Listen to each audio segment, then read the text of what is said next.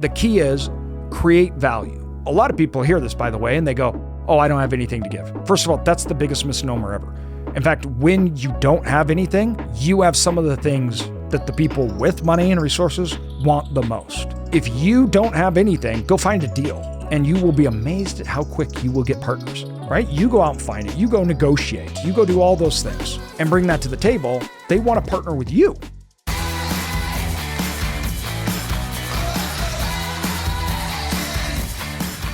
Welcome everybody to Self-Storage Income, and today, me and Connor, we got some great stuff to go over with everybody.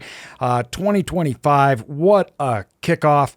A lot of things going on in the world. Today was Tariff Day. Yay! Yes. I'm like, oh, we're having an actual day on tariff announcements. So, which made me think we talked about tariffs in was it the last one or 2 episodes ago? Yeah, I believe it was the last one. I'm not sure in what order they're being released though. Me too. So, but it's specifically on tariffs. So if you search tariffs in the self-storage industry, that's a great one because I know by the time this comes out, that's going to be a big topic. So that really covers the bases though on particularly self-storage and the tariffs. Me and Connor will do another one after, because tariffs have been announced, we can actually go through, and we can talk to builders. And now that we actually know, we can do an updated tariff that is very specific. Because so many of these things are carved out and other ones are certain countries, but not all of the steel or aluminum come from one country. And so we need time to break that down a little so we can really understand the impact. We'll do that for everybody. And we'll do a follow-up video for you on that. That sound good? No, it sounds great, man, because I'm really looking forward to having some actual data to look at. Yeah. Because there's just, everything is just pie in the sky, nobody knows what's going to happen kind of thing, how it's actually going to look when it's applied. So, we just had our guests on recently talking about some development, doing conversions specifically, and kind of their thoughts on that. So if you haven't listened to that episode, do it. And then, we'll definitely be having some more builders on once they too, people that I've reached out to and talked to about it, they're in the same boat as all of us. They're like, I don't know. Yeah. One thing I can tell you for sure though, and we talked about this on a few, but supply will be constrained over the next 5 years because of the amount, interest rates and all of this tariff stuff, right? Self-storage supply. Self-storage supply. Yeah, that's right. Self-storage supply coming onto the market that will lower occupancy and rates. We're going to see definitely constraints now on supply hitting the markets. So we still have the thesis, which once again, you can go all the way back. I'm still literally holding to what I talked about in 2020 and 21, where I said 23, 24 is going to suck. 25, and the end of 24 is a normalization period of time, which was winter of 24 and spring of 25, We talked about it kind of more normalizing, and then 26, 27, and 8 being really, really good. And the reason for it was the effect of the housing market, then interest rates, which back then, I thought was going to rise due to inflation because I thought there'd be inflation. And then that normalizing effect, it's just simple supply and demand. It would constrain. So that constraint is what gives us that obviously high occupancy and high rates. And I think the reason why we stick with it, and I had it before, is that's what happened in the last cycle that we were a part of. And I witnessed firsthand and saw what higher interest rates and the real estate uncertainty did to the overall industry for years after that. So we're still sticking with that. This is actually something we didn't even think about, but it will add to that because even with interest rates, think about the tariff stuff going on, that uncertainty is what helps. Uncertainty is not a friend of speculators. And development is a type of speculation because the vast majority of developers don't develop to own and operate. They develop it to sell. So they're just building and then they're trying to sell it off. That's speculation, right? That goes away. So anyways, that's all coming out. I know everybody's getting hit on that. Not our topic for today, but I did want to touch it on it that we're going to be doing a big deep dive. So I wanted to touch on that. I don't want to touch it because Connor doesn't let me touch things anymore. We're done with that now. If you were gentle, AJ, that'd be something else. Oh man, but no, I'm excited to dive in today. We've got a few things that we want to cover and kick off for you guys, just to keep bringing value. But yeah, it's going to be interesting just seeing, because I think when we've talked to people in the past about like the whole tariff thing, real quick, is like it's not like an immediate impact, an immediate effect. There's some lagging before it ends up actually kicking off. So and second and third order consequences. Yeah, we talked a lot about that in the podcast, and that's Yep. actually what can be hard to understand. Exactly. It's not even sometimes the actual thing, right? And lots of times this is what people miss about investing in markets, where it seems to be, oh, well, this would have this effect. But it's second, third, fourth order consequences that we actually miss that have effects. And that could be everything from it creates economic bubbles to crashes that you didn't even think about.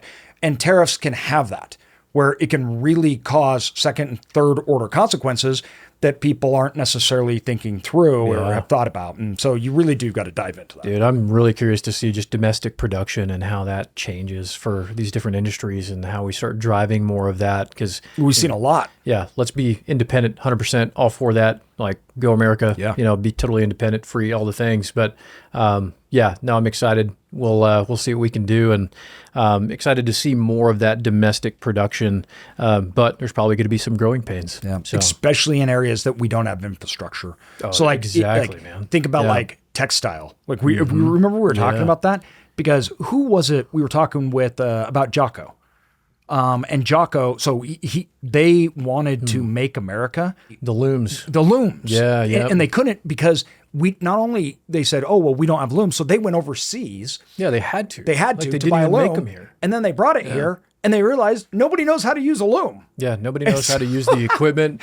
Like even the manufacturing process. This is just from what I understand. I could be totally butchering it, but from like listening to Pete and Jocko and those guys at Origin, like they're talking about having to bring people who had gone into retirement back into the workforce and say, hey, this is how you make a pair of boots. This is how you make a shirt, and this is how you make these different products, because nobody knew how to operate. Nobody knew how to do it. They didn't know how to work the machines. Nothing. It's amazing, dude. It is. Wow. So looking forward to seeing more of that. But talking people getting together and building great things. We're talking something that we hear about a lot today, and that's partnerships, man. Yes. How to structure them. What does a normal partnership look like? Yeah.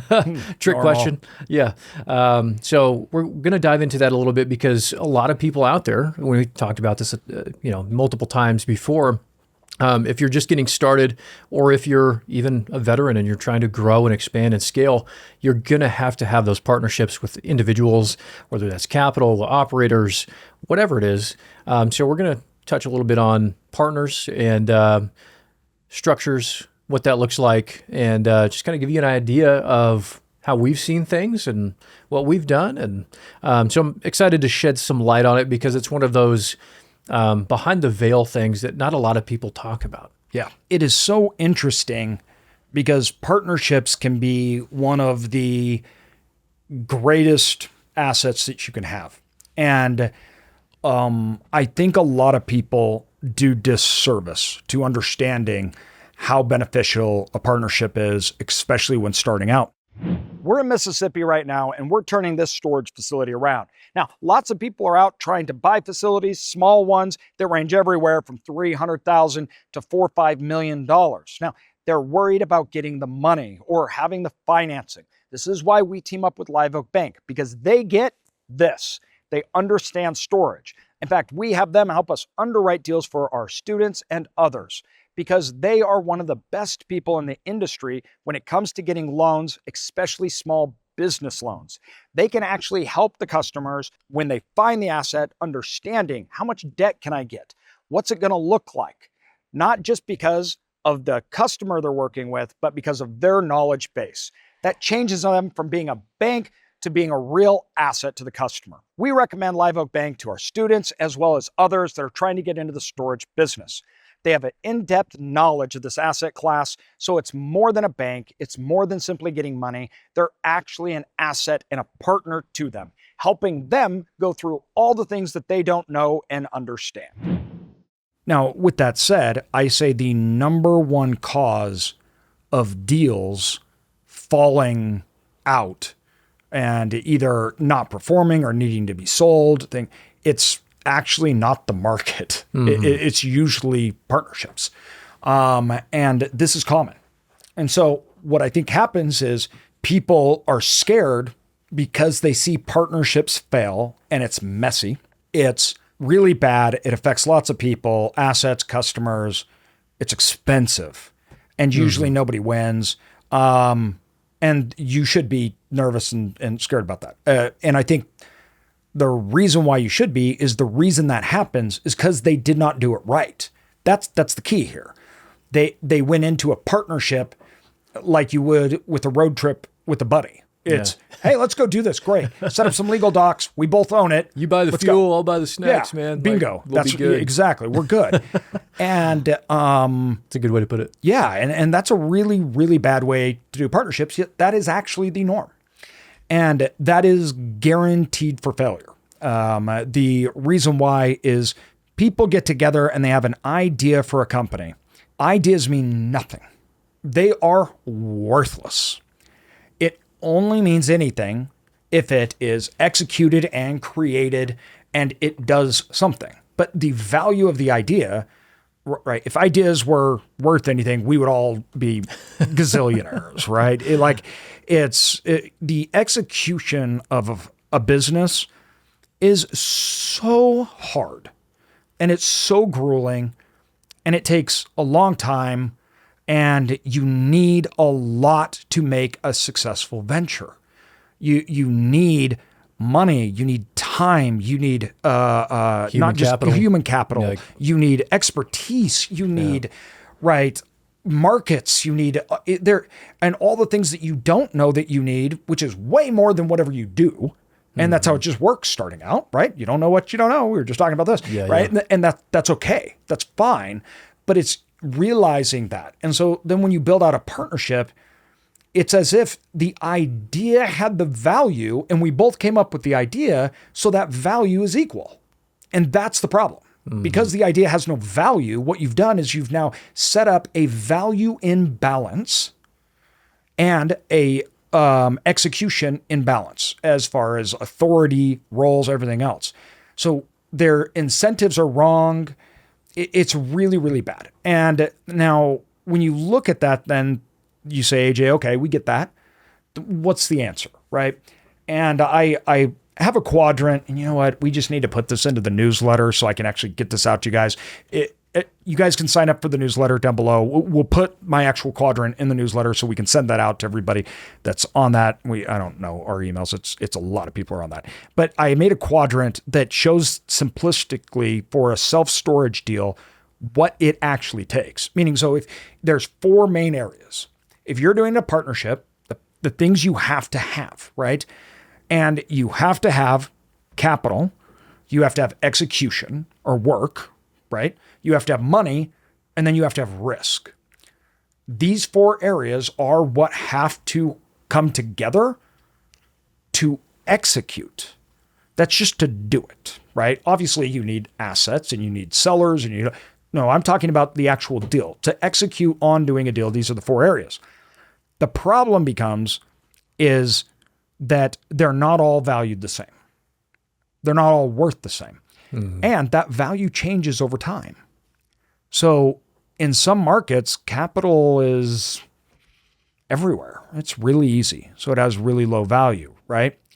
And if you have a partnership and all 4 of you have the experience and the knowledge that's the same, well, then that's all shared. Risk, that may not even be yours. As in, I have people that are like, oh, well, I'm happy to sign on the bank. I should get equity for that. But the bank doesn't care. So if you sign on the deal, that's fine, but it's not like you're really backing it. The bank doesn't care.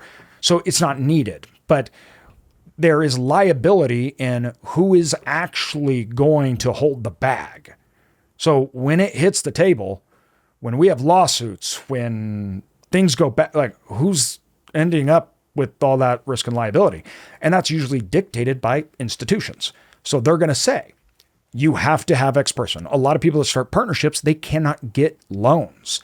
They can't get those things. So they have to actually go get a KP, a key person that can sign on that the bank can go, okay, I'm going to go after him if things go wrong. So that's something you have to think about. And then obviously the investment. And in some economies, the investment way outweighs everything else because there is very little money, but there's lots of deals. So now the money has lots of options. So over time, these things, right? Now the execution part, that is going to also depend. The complexity of the deal, meaning that if you have a great stabilized deal, third-party management, everything else already in place, you're literally just buying the bill training. That may be very different than if you're doing a conversion or if you have a very underperforming asset that needs to be turned around. And so the value, right, of those areas are, you have to have them. So you have to incorporate them. Who's going to do them, first of all? What value does that hold? And also, how does that play out on an ongoing basis? So there's front-end work, but then there's ongoing work. And what people don't realize is this is how then we decide. You have the four things, and who gets what, okay? Well, there's basically two mechanisms that is approached. No, there's three mechanisms. You have equity, okay? You have fees, so people that are actually doing the work to actually pay for people to do work. And then the next one is you have basically who's in line. So just because you have equity, you can literally, if you had 50-50 partnership, but you can write into a contract that, yeah, we have 50-50 equity, but 80% of all the profit goes to this person. So you may be 50-50, but the 150 only gets 20% of the profit, right? So that can be written in. Or you may say, all money has to go to this person until a certain point. You can have waterfalls. So then it is the order in which who gets paid and when they get paid. Very different. Prefs, all kind of stuff. That changes regardless of equity, what is done. These three areas divide up how you do the deal. So first of all, you have the four components of a deal that need to come together to execute. When you have these things, then, well, what does that mean? Do we just split it equally? Well, there's different ways. Some of those things you may not want to give equity for. Mm-hmm. So property management, you may or may not want to give equity for because you can hire somebody to do it. Right? Like without giving up equity. Without giving up equity. Yeah. You may not want to have like the accountant that says, well, I'll do the accounting work.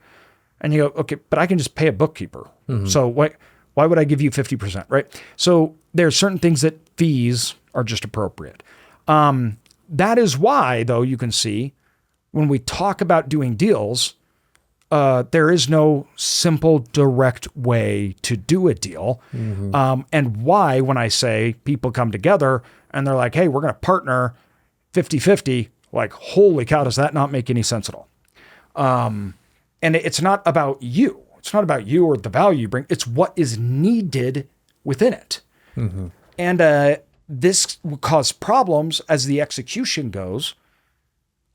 And then you have somebody that put the money up that either you need very little money or you need a lot of money and they fill an imbalance. Or somebody that's doing all the work, somebody that brought the asset, has the value, knows how to do everything. And then you have an investor that just puts the money and they take all the profits and the guy's going, I'm not even getting paid for work. Right? These are all of that will come up. And who gets what say? How does that work? All these things are what you have to be thinking about in a partnership. And if you're in a partnership and when you're going through these things, the person that's saying, I'll do it, has no experience, no value, never done anything like that at all. They're just doing it to try to take that on or whatnot. Like, what is the reason behind it? Like, what is the reason you're getting together with someone to actually do the thing? And if we're just friends, right? That's a conversation that needs to be had then. What does that mean? Right? Well, we both have jobs, but we're friends. It was a great idea. And then one person ends up doing all the work. Mm-hmm. This is the stuff, you guys, that leads to lawsuits. Definitely. And once you've signed those contracts, you just don't get to go back. So that means the only way to change things is if you're both super cool and one person's like, yeah, you're right. And we agree on everything, which never happens. Mm-hmm. Never happens. And it never happens, especially because you shouldn't expect somebody when they believe their value at the first, that they think that their value would change. That Don't expect somebody to do that, right? So you got to tackle these things before you get into a partnership. And then you need to, from there, have it written down. So what you're bringing to the table, what the value is, but then execution on it. Who has authority? Who gets what say and when? And who is doing what? And what are the requirements, expectations, and what happens if they don't do it? To what level, right? Like what happens? And that should already be in place. Meaning, as I like to say, you start with the divorce. Yeah. Contracts are made for disagreements. They are not made for you to agree on things. So people actually build contracts that have nothing to do with, like, well, what happens if you disagree? Well, we don't know. We didn't put it in a contract. Then why'd you have a contract? The only reason it exists is for you to fight and to break up. So just start with that. How do we get out of this?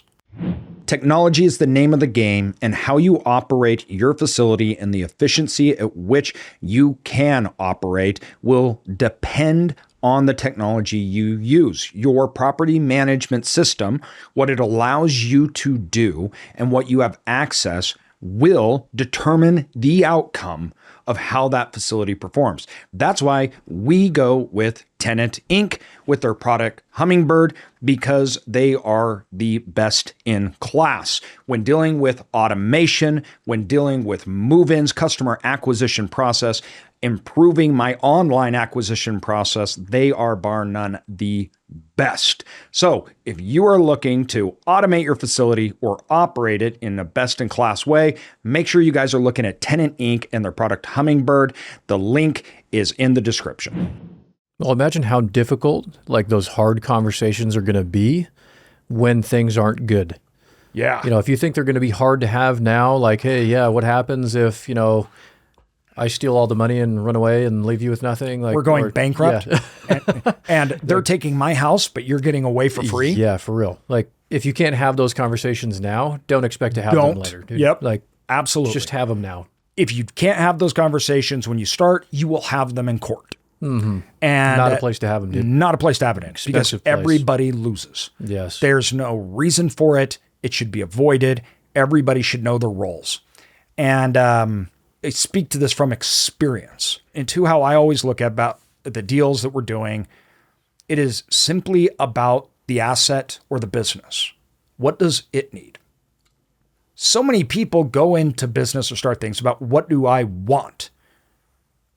And what they're arguing over value that doesn't exist, right?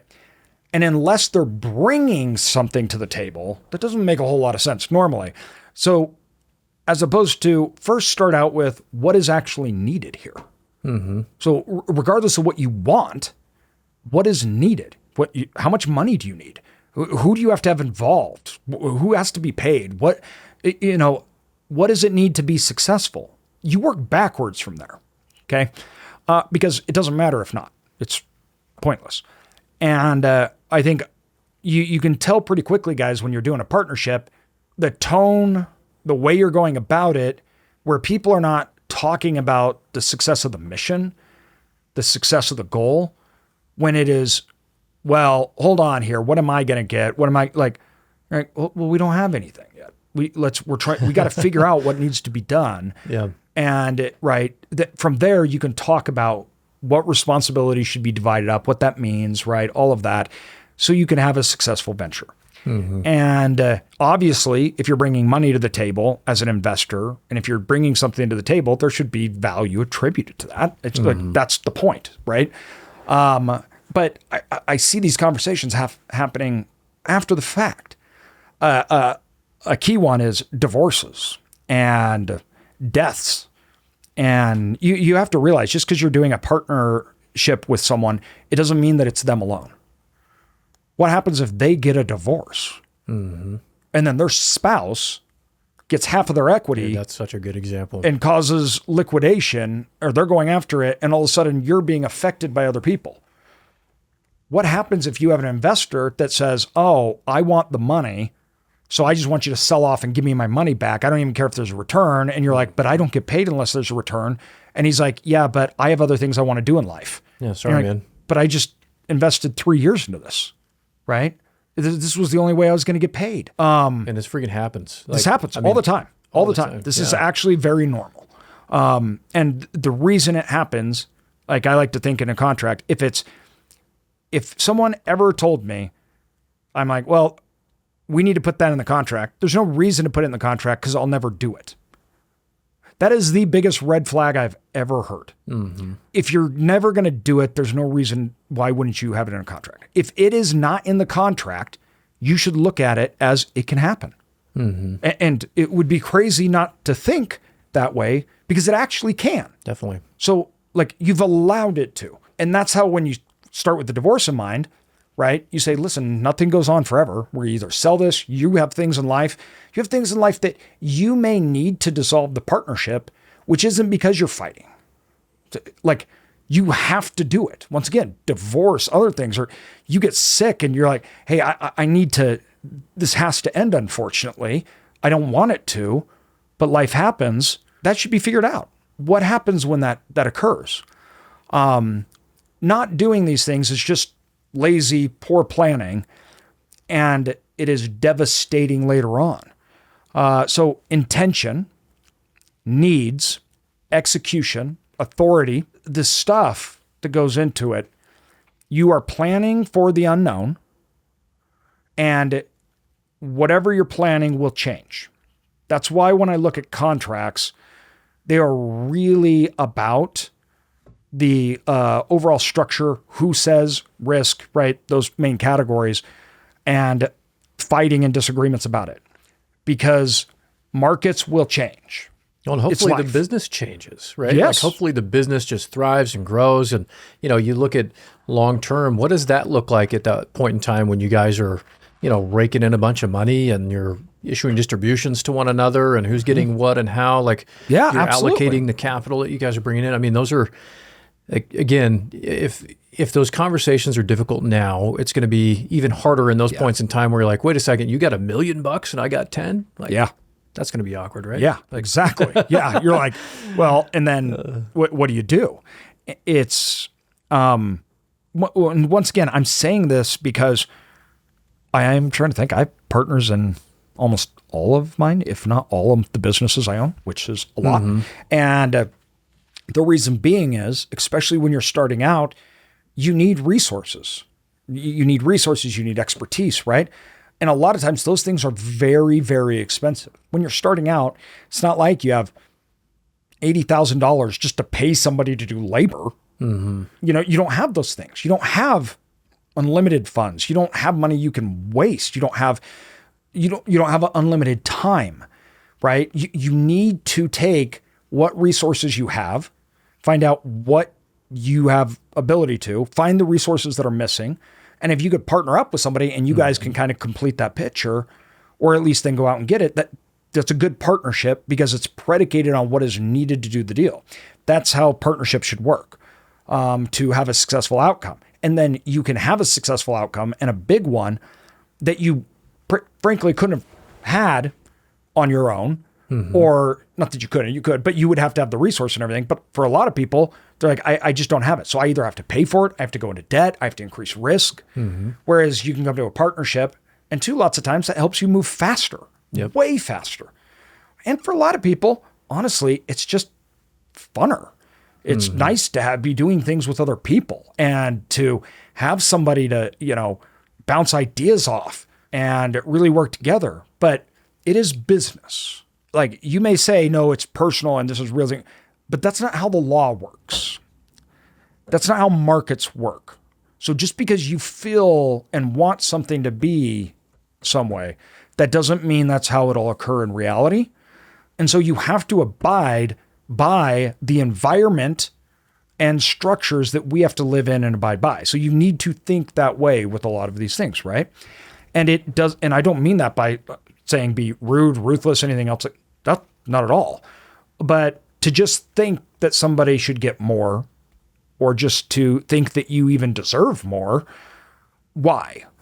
The key is create value. Now, a lot of people hear this, by the way, and they go, oh, I don't have anything to give. First of all, that's the biggest misnomer ever. In fact, when you don't have anything, you have some of the things that the people with money and resources want the most. They don't have the time. They Time's a big one. Big one. Mm-hmm. If you don't have anything, go find a deal. And you will be amazed at how quick you will get partners. Because people with money, people even that have opportunities and execute, like, I know what I'm doing. They want to find the best opportunities. They want the best deals. Money wants the best deals.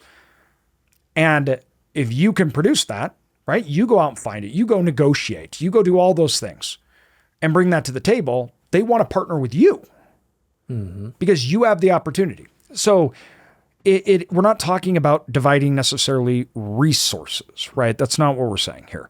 And once again, it's different every time because the people that come together, which could be 2, 3, the more people you get in a partnership, the vastly more complex this all arises. And so let's say you have 2 or even 3 people. Sometimes your visions aren't even aligned and you don't even know it. Some people are long-term hold, refi, compound. Other people are, no, let's sell this. Let's make a bunch of money, go our own ways, or let's sell it. Like, even if you want to be successful, you may have very different ideas of how to even achieve that. Some person wants more risk. Get to that point. Exactly. To even get to that point. So, it's coming together and saying, where are our lines? And being with people that see the same way you do. You don't want to be arguing over things that you shouldn't be arguing over. There'll be plenty to have debates about, to try to uncover real answers, best ways.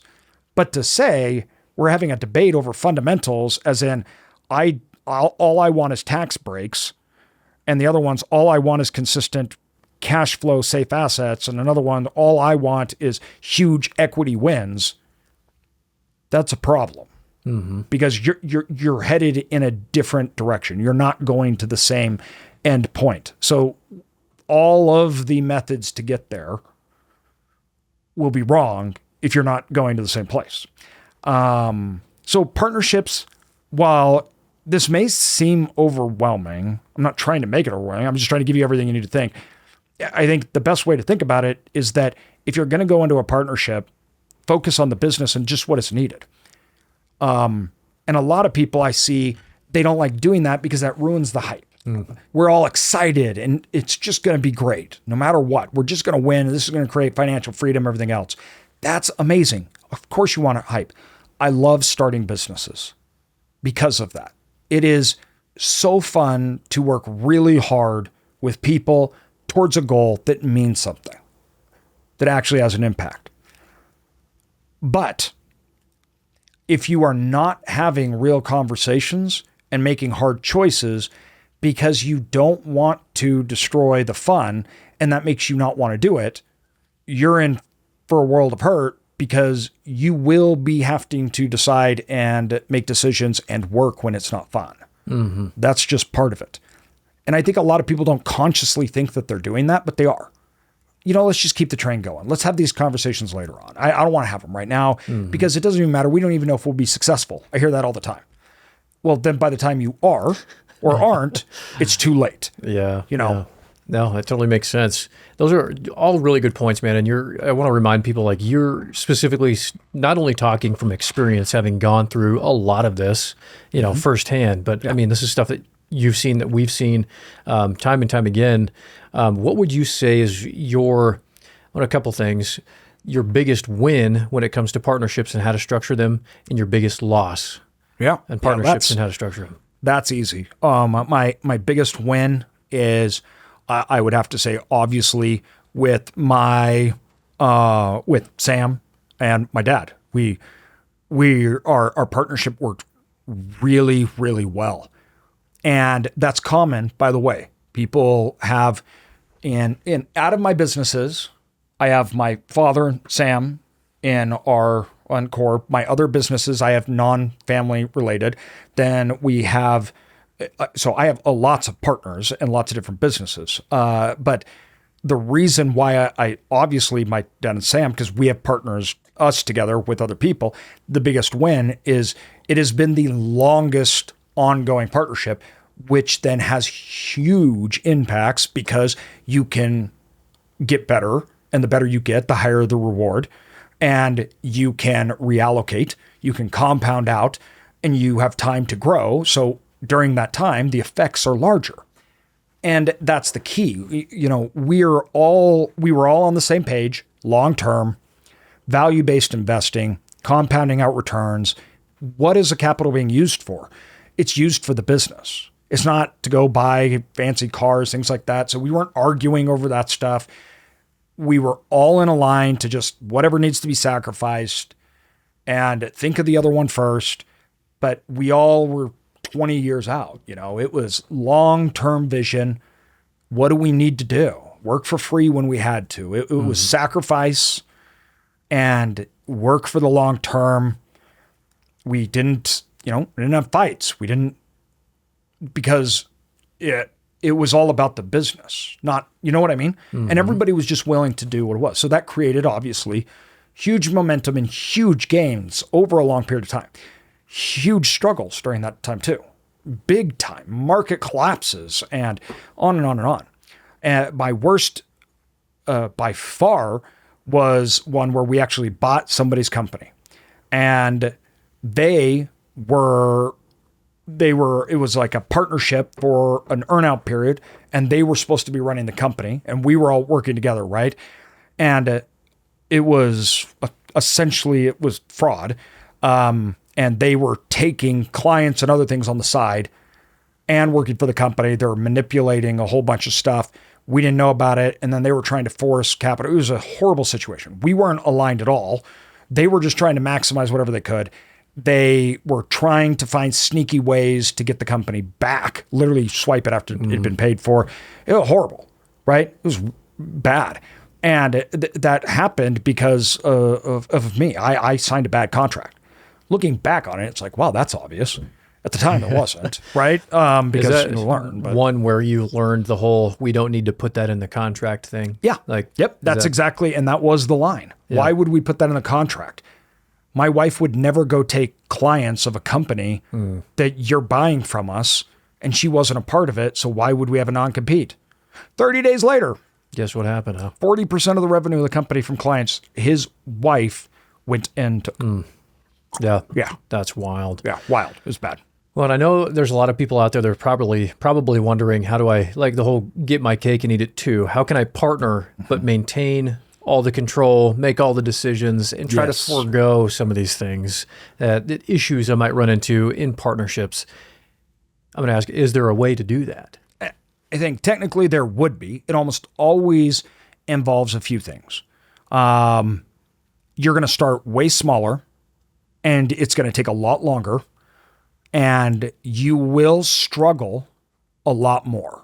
And the reason why, and you're like, well, you don't know that. I'm like, well, I do, from a simple fact that when you're doing it by yourself, capital and work isn't necessarily being divided, and it's way more important. So if you're doing it by yourself, you don't have investors.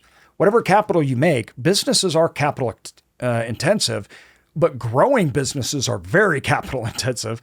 So you got to throw everything. So if all I have is my own money and the money I'm making, it all has to go into it. I have to do all the work. I have all the responsibility. So lots of times I'm not even being paid for it. I have all control and I can make all decisions. That doesn't necessarily mean that's a good thing, right? You know, so it's totally possible and doable. When you're investing in commercial real estate, that can be way harder, because it is so capital intense. It's much easier if you're starting a business that you can start small and scale it by using the capital to then hire employees, do all that stuff. When you're in commercial real estate, though, okay, well, do you have $2 million lying around? Yeah, is a bank going to give you a loan, right? So it's just harder, but you can still do it. Absolutely.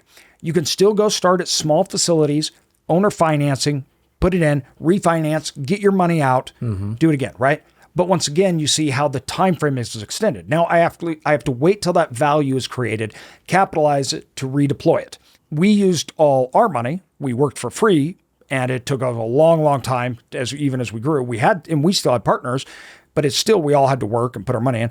If we would have taken investors, what we could have done and crazy in that same time frame. So really what you're looking at here is it's a choice to be made. What do you want? What are you trying to accomplish?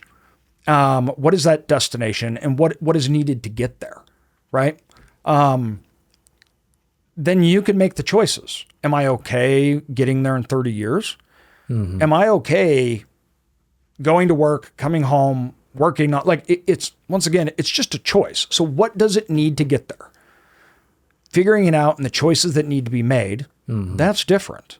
If you're like, I want to get to this end goal in 2 years, you may need a lot more help, right? Because you're trying to condense time.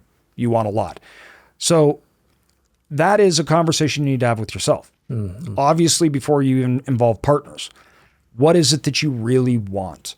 And what is it that it's going to take to get there? And what are you willing to accept and do? Yeah, no, those are really good points.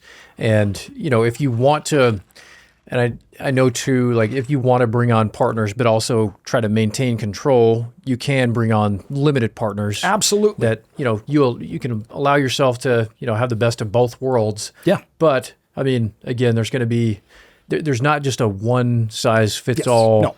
Like, okay, yeah, we're going to do 50-50 or you're going to get, you know, 80-20. Like there's no one size fits all. No. There's not a just common structure that everybody uses. And that gives you all control, but not all equity. Yeah. Everything everything is different. Yeah. But it sounds confusing. And I bring this up for a second time. The reason being is I went and asked somebody, how do I structure a deal? Because I couldn't literally find like, oh, well, how you structure a deal.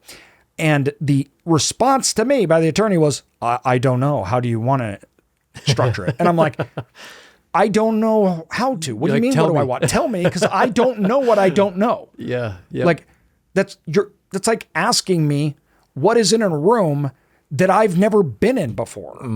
I don't know. Yes. So that's why I get that sounds confusing. So what's more important is that you work through to see what puzzle pieces are there, and you take time looking at all the puzzle pieces, and then you can slowly start to figure out what that's supposed to look like and how to put it together. Because the best thing about it is you really can do a lot. Like there isn't a format. If you want to take $10 million from someone and not pay them any interest, no principals, for 20 years, and in 20 years, give them their $10 million back, you can do it if you can find somebody that'll agree to that. Yeah, anything's possible. Like that's the crazy thing, right? So you're actually working not within the realms of what the attorney can put together or what the law says, but what the market will allow for. What will investors give you? What will somebody that has all this skill that partners up? You may say, I want to partner up. I want you to do the work, take on the risk, and put the money, but I'm going to take 90% of the profit. You can do it. Good luck finding somebody that's going to go along with that. But you can still do it, right? Yep. So then it becomes, I can only actually take 20%. Everything else has to go to the people that are doing the work, which once again, if you're okay with that, then that works. Yeah. Once you start, like you said, once you really figure out what you want out of it and you start getting those pieces put together and kind of backing that into it, you'll start to get more and more pieces. You'll start to open that room like you were talking about and start to see inside. Yep, exactly. And I feel bad with this, guys, because I do feel like I'm rambling. So like anybody that's listening is like, I want an answer. Yeah. That's why I'm rambling, because that answer is infinite almost.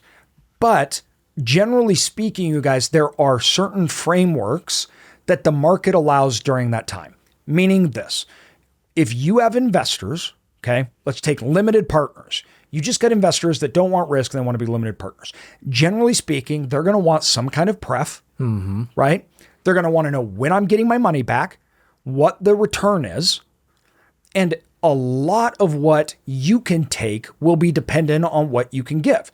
So generally speaking, they're going to want above in commercial real estate, 15+%, right? In returns. Well, if you have a deal that's going to make 30%, you may be able to give them a pref. You may be able to give them 20% annualized returns or whatever that may be. And you may be able to take 10% off the top because the deal allows for it. But you can see how just saying that, it's what the deal will actually produce, what the investors want. Then you need to know, are you getting another partner that is what is called a GP, a general partner? What are the roles and responsibilities there, right? So this is kind of layered. But the market will dictate it. That's why usually when I say start with the deal, I mean go find a deal. If I find a great value add deal that I'm like, we can build this up and sell it and get 3x our money, well, we can get an investor and give them 2x, and then we can take the leftovers, which would be an amazing profit for us. So we're willing to do it. You got it. Now go find an investor that'll give you the 2x.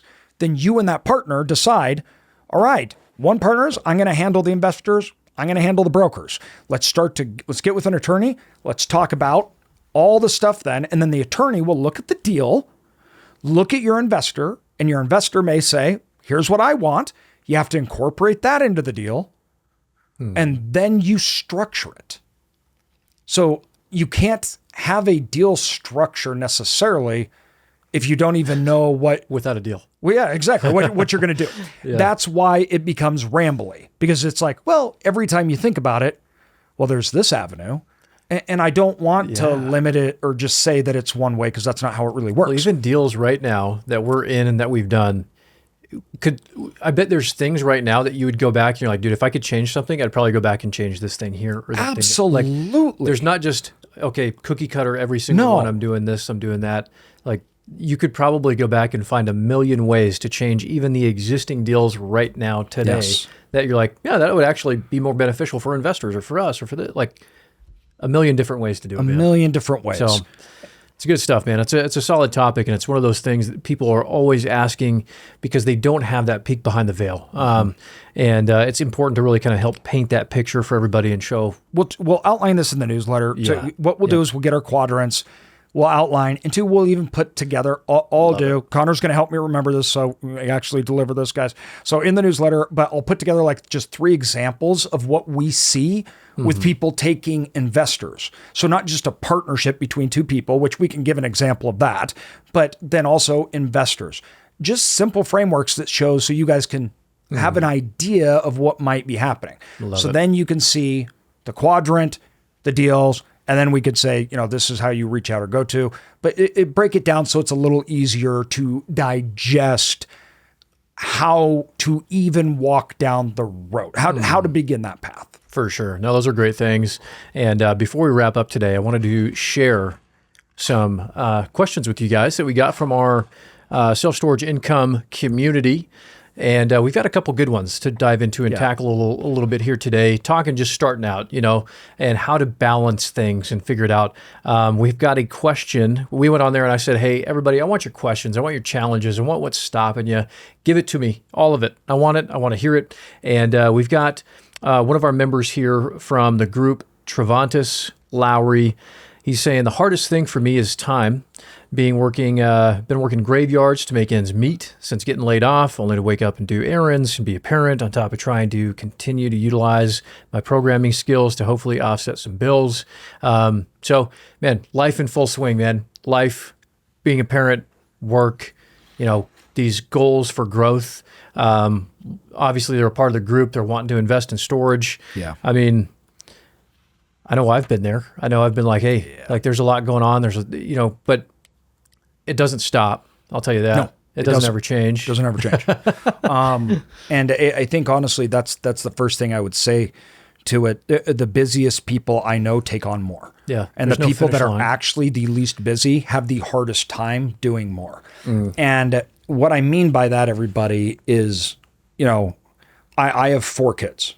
I built with my father and Sam, our company, which I worked for over 3 years while I ran our brokerage firm, more than a full-time job. I was out of town like 3 months a year, traveling for the other job as well as building our company, which I did for free. I did not get paid. during those years to build our side company because we needed the capital. So I worked a full-time job so I could get paid. And I also, once again, we were having children at the time, and we'd had our fourth child at the time. So we had babies. We had 4 kids under the age of 9. And I had normal life stuff. I went to church, right? I helped out in the community. I like to ski. I decided to normal get Guillain-Barré. and then I decided to get paralyzed. And then after that, I had 4 kids, and I had to build 2 more companies, and I was in a wheelchair, and I could only work a certain amount of hours a day because my body would fail, it would stop after, and that went on for years. So, guys, I don't want there to be any illusion that it's hard. It's really, really hard. And I don't even like to say that it's about prioritization, because it is, but I think you have to realize there is a time and season in life. And for me, and I can speak, this is personally, I mean, when my kids were young, first of all, I had support because my wife was taking care of our children. If I didn't have her, this would totally be different. The first thing that I encourage you and anyone to do is to build a support system around you. Do not think that you are doing it all on your own. That will be a very humbling experience in life if you believe that. I created most of my wealth after I was paralyzed, how it works today, because mainly I could not do anything by myself. My brother lived with us. He had to drive me around, take care of me at home, and I still had to try to I relied on everybody. And that actually magnified massively what I could do and the results from it, and made me way more wealthy than if I would have been trying to do it on my own, and a lot like I had previously done. So your support system around you, you need to get past the pride things, and no, I can do it and stuff. And I understand too, a lot of times, especially as a man, there is this weight on your shoulders that it's part of being a man that you have to do it. And I know that as a woman, there becomes this guilt, speaking of being a mother, with kids, where it's like, no, I need to be here. I need to do it. So everybody has this stuff. That's what I'm saying, man. Woman, if you got kids, wow, that complicates things, right? But it is possible. It is completely possible. Most of the people that I know that are successful are juggling all these things. You have to be better about things, though. That's just that. These ideas I think that people have, like, but I've got, my friends' night, and we go out every week, and we do this, and do that. The prioritization comes down to what you really want, right? And what you're going to do to get it, and really focusing and getting help, managing your time. And when you look at things, saying, what should I be doing? What should I not be doing? How can I do partnerships? Sitting down, having serious conversations with your partner or your spouse, and being on the same team, going in the same direction with those around you. What I'm not going to say is that it's an easy or there's a quick fix. Okay. And I understand that. It should also be structured, though, in a way that is only for a season. One of the best things about me not being able to do things and being paralyzed, everything else, was the fact that I actually built everything to not be reliant on me. And that's how it was originally, actually, because I couldn't get paid. I had to work a job. All the money went into hiring other people, not me. And I didn't take any money because I couldn't do it because I had to work. Yeah. So, just because of necessity, that actually ended up really, really helping us and being good, because it couldn't be solely dependent on me. I would say that you need to just be aware of your mental health, your stress, and crashing out, and realizing you need to be okay saying, holy cow, life's hard, everything else, that's how it is, right? We got to get this stuff done, but don't be beating yourself up over it, thinking that you need to be open. You need to get people around you, have a good support system. It will make all the difference. this is why I've always been a part of communities. This is why I've started community. It just made a huge difference. I did not have time to do a lot of the things, so I had to massively shorten my learning curve. I had to get knowledge from everybody else. I didn't have time to figure it out.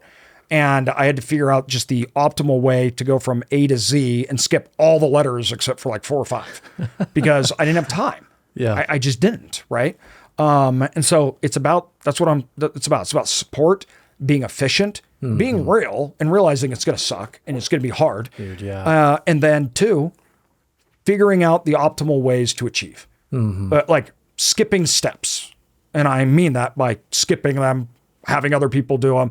Really, how do we get there and do it quickly and as efficiently as possible? No, those are all great answers, man. We'll be featuring more of these questions from our community here on the podcast. You want to learn more about the communities, go and check them out. We've got the community for self-storage income and our inner circle, 2 separate levels there. We'll put the link in the show notes and all that stuff, but fantastic stuff there, man. Time management, support yourself with those incredible people around you, focus on the things that matter, and expect that it's going to take some freaking work, man. Yes, it is. It's what it's all about, and take pride enjoy in it. Take pride in it. Enjoy exactly. it. Exactly. Thanks, everybody.